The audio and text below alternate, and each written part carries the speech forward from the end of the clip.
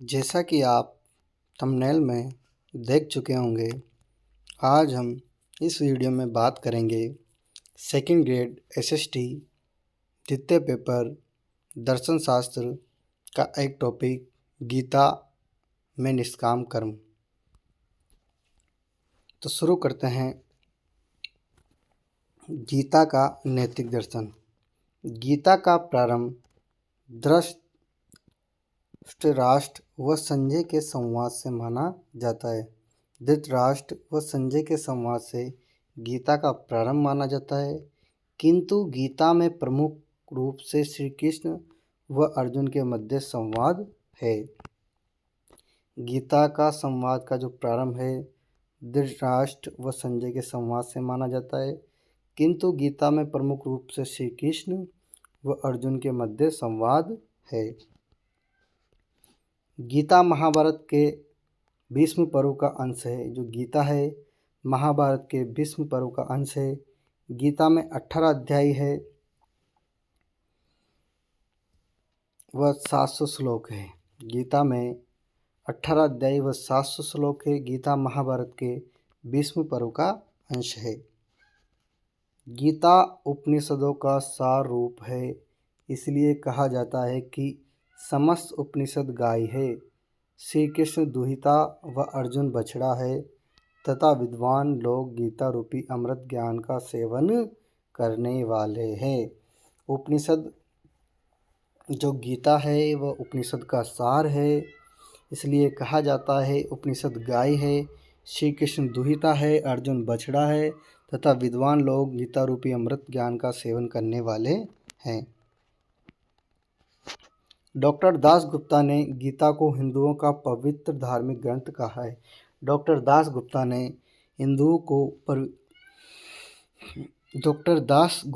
गीता को हिंदुओं का पवित्र धार्मिक ग्रंथ कहा है। अरविंद घोष ने गीता को भारतीय आध्यात्मिकता व परिपक्व सुमधुर फल कहा है। गीता को ईश्वरीय संगीत भी कहा जाता है, क्योंकि गीता की रचना सुंदर छंदों के रूप में हुई थी। गीता को ईश्वरीय संगीत भी कहा जाता है क्योंकि इसकी रचना सुंदर छंदों के रूप में हुई थी। प्राच्यवादी चार्ल्स विलियम्स ने गीता का अंग्रेजी अनुवाद किया। पाश्चात्य दर्शन हम्बोल्ट ने गीता को एक दार्शनिक गीत कहा। आधुनिक काल में गीता के आधार बनाकर तिलक ने गीता रहस्य, महात्मा गांधी ने अनासक्ति योग, अरविंद गीता निबंध नामक ग्रंथ लिखे। गीता से पहले भारत में मोक्ष की प्राप्ति के लिए किसी ने ज्ञान मार्ग को तो किसी ने भक्ति मार्ग को प्रमुख बताया, किंतु गीता में ज्ञान मार्ग, भक्ति मार्ग व कर्म मार्ग का समन्वय मिलता है। गीता में ज्ञान मार्ग, भक्ति मार्ग व कर्म मार्ग का समन्वय मिलता है। व्यक्ति अपनी इच्छा अनुसार इनमें से कोई भी मार्ग अपना सकता है। गीता के दूसरे अध्याय के 47 व 48वें श्लोक में निष्काम कर्म मार्ग के बारे में बताया गया है।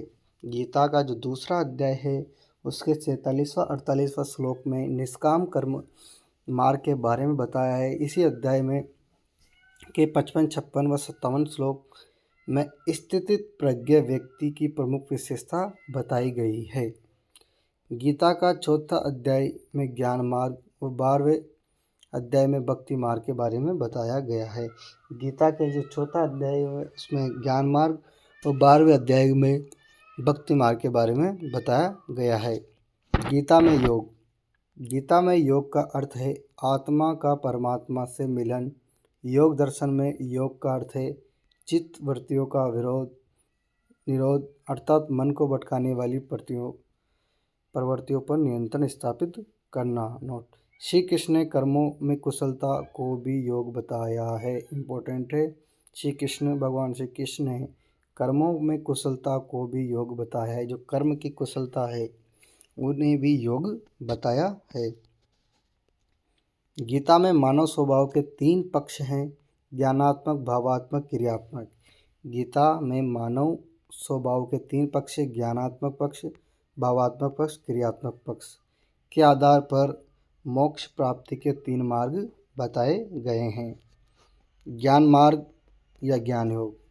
यहाँ पर ज्ञान द्वारा मोक्ष की प्राप्ति में विवेक ज्ञान का महत्वपूर्ण बताया गया है।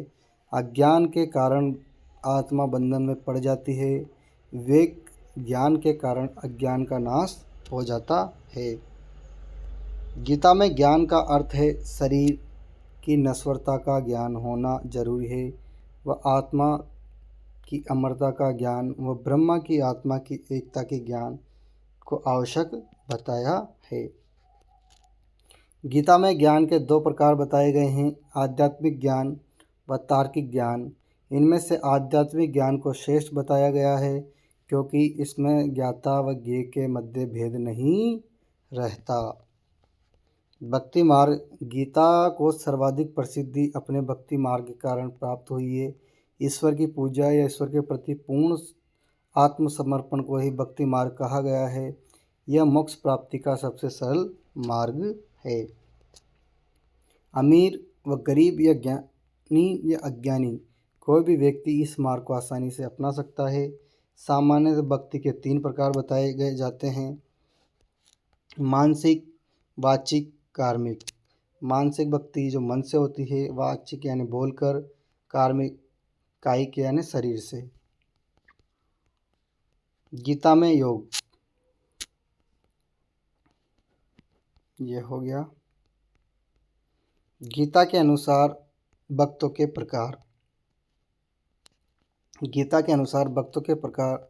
आर्त भक्त, शारीरिक कष्टों से छुटकारा प्राप्त करने के लिए भगवान की भक्ति करने वाला भक्त। आर्त भक्त वह है जो शारीरिक कष्टों से छुटकारा प्राप्त करने के लिए भगवान की भक्ति करने वाला भक्त। अयार्थी भक्त, सांसारिक सुख सुविधाओं को प्राप्त करने वाले के लिए भक्ति करने वाला भक्त। जिज्ञासु भक्त, सभी प्रकार का ज्ञान प्राप्त करने के लिए भक्ति करने वाला भक्त। ज्ञानी भक्त, परमात्मा के वास्तविक स्वरूप को ज्ञान प्राप्त करने के लिए भक्ति करने वाला भक्त। गीता में श्री कृष्ण ने ज्ञानी भक्त को सबसे प्रिय भक्त बताया है। गीता में श्री कृष्ण ने जो ज्ञानी भक्त है उसे सबसे प्रिय भक्त बताया है। निष्काम कर्म योग, ये कर्म मार्ग। गीता में मोक्ष प्राप्ति का सर्वश्रेष्ठ मार्ग निष्काम कर्म को बताया है। गीता में मोक्ष प्राप्ति का सर्वश्रेष्ठ मार्ग निष्काम कर्म मार्ग को बताया है। यहाँ पर कर्म का अर्थ है आचरण को बताया है। उचित कर्म से ईश्वर को अपनाया जा सकता है। शुभ कर्म वह है जो ईश्वर के वास्तविक स्वरूप का ज्ञान देता है। अशुभ कर्म संसार की अवास्तविक स्वरूप का ज्ञान देते हैं। गीता में मुख्य रूप से 2 प्रकार के कर्म बताए हैं, सकाम कर्म, निष्काम कर्म। यह कर्म मनुष्य को बंधन की ओर ले जाते हैं। निष्काम कर्म, यह कर्म मनुष्य को परमात्मा के साथ मिलन में सहयोग देते हैं। स्थिति प्रज्ञ, इसका शाब्दिक अर्थ है, इम्पोर्टेंट है, स्थिति प्रज्ञ। इसका शाब्दिक अर्थ है जिसकी बुद्धि स्थिर हो। गीता में स्थिति प्रज्ञ की निम्नलिखित विशेषता बताई है। जिस व्यक्ति ने अपनी समस्त मनोकामनाओं को वश में कर लिया हो और जो लाभ हानि, जय पराजय, सुख दुख में समस्त भाव रखता हो, जो हर्षित व द्रवित नहीं होता, जो राग द्वेष से प्रमाणित नहीं होता, उसे स्थिति प्रज्ञ कहा गया। जिस व्यक्ति को प्रत्येक समय, प्रत्येक क्रिया व प्रत्येक जीव में ईश्वर दिखाई दे उसे स्थित प्रज्ञ कहा गया है। वेरी इंपॉर्टेंट लाइन है। जिस व्यक्ति को प्रत्येक समय, प्रत्येक क्रिया, प्रत्येक जीव में ईश्वर दिखाई देता है उसे स्थित प्रज्ञ कहा गया है। निष्काम कर्म मार्ग पर चलने वाले व्यक्ति के लिए इंद्रिय संयम को महत्वपूर्ण बताया गया है। निष्काम कर्म मार्ग पर चलने वाले व्यक्ति के लिए इंद्रिय संयम को महत्वपूर्ण बताया गया है। गीता में 3 अध्याय के 7वें श्लोक में कहा गया है कि जिस व्यक्ति ने मन के द्वारा अपनी इंद्रियों पर नियंत्रण स्थापित कर लिया, जिस व्यक्ति ने मन के द्वारा अपनी इंद्रियों पर नियंत्रण स्थापित कर लिया और जो अनासक्ति पूर्व कर्म मार्ग पर चल रहा है, वही व्यक्ति सर्वश्रेष्ठ है। गीता में कर्मों के त्याग की बजाय कर्मों के फलों की त्याग की बात करता है। इसलिए डॉक्टर राधाकृष्ण ने निष्काम कर्म मार्ग को गीता मौलिक उपदेश कहा है। कांट व गीता के दर्शन में यह समानता है कि दोनों ने परिणामों को ध्यान में रखे बिना कर्म करने की बात कही है व दोनों ने लोक कल्याण के लिए कर्म की बात कही है। गीता में लोक कल्याण के लिए लोक संग्रह शब्द काम में लिया है। गीता व कांट में यह अंतर है कि गीता इंद्रिय नियंत्रण की बात करती है व कांट इंद्रिय दमन की बात करता है। गीता में मोक्ष का उल्लेख है किंतु कांट ने कहा है कि मोक्ष का उल्लेख नहीं है। गीता में ईश्वर विचार अवतारवाद की विचारधारा का सर्वप्रथम उल्लेख गीता में मिलता है। जो अवतारवाद की जो विचारधारा है उसका सर्वप्रथम उल्लेख गीता में मिलता है। गीता में ईश्वर को परमात्मा, परब्रह्मा, पुरुषोत्तम कहा गया है। गीता में ईश्वर को परमात्मा, परब्रह्मा, पुरुषोत्तम कहा गया है। गीता में ईश्वर के दो रूप मिलते हैं, व्यक्त व अव्यक्त रूप। अव्यक्त रूप को श्रेष्ठ बताया गया है। अव्यक्त रूप के तीन रूप बताए हैं, सगुण, सगुण निर्गुण, निर्गुण। गीता में ईश्वर को माइन कहा गया है। ईश्वर ने अपनी माया की शक्ति के द्वारा रस शक्ति की विवेचना करी है। गीता में ईश्वरीय शक्ति के दो रूप बताए हैं, अपराशक्ति, पराशक्ति। यह अचेतन है। इसमें 8 वेद बताए गए हैं, पृथ्वी, अग्नि, जल, वायु, आकाश, मन, बुद्धि, अहंकार। और जो अपराशक्ति वह अचेतन है, इसके 8 वेद बताए गए हैं, पृथ्वी, अग्नि, जल, वायु, आकाश, मन, बुद्धि, अहंकार। पराशक्ति यह चेतन है। इसके द्वारा ईश्वर जगत में आत्माओं को नियंत्रित करते हैं या इस शक्ति के रूप में ईश्वर को जगत के नियामक के रूप में जाना जा सकता है। गीता में ईश्वर से जुड़ी सर्वेश्वरवादी विचारधारा का उल्लेख मिलता है। गीता में ईश्वर से संबंधित निमित्त पादेनेश्वर विचारधारा भी मिलती है। इस विचारधारा के अनुसार ईश्वर को निर्गुण, निराकार और अव्यक्त बताया गया है। निष्काम कर्म मार्ग को अपनाने वाले व्यक्ति के लिए गीता के अनुसार 2 प्रमुख विशेषता होनी चाहिए, अनासक्ति की भावना, कर्तव्यपन का अभाव। गीता व आत्मा के विचार। गीता में आत्मा के विचार। गीता में आत्मा को परमात्मा का ही अंश बताया गया है। गीता में आत्मा की अमरता, पुनर्जन्म के विचार भी मिलते हैं। गीता में मोक्ष को नैष्कर्म्य अर्थात तीनों गुणों से रहित स्थिति को बताया है। गीता व स्वर धर्म।